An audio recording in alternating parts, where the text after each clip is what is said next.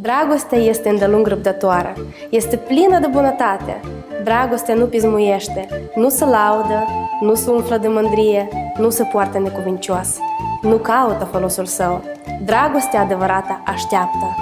În cadrul proiectului Dragostea adevărată așteaptă, te invit la tabăra de fete care va avea loc la Centrul de Studiu Biblic din Surduc pe 1 și 2 mai.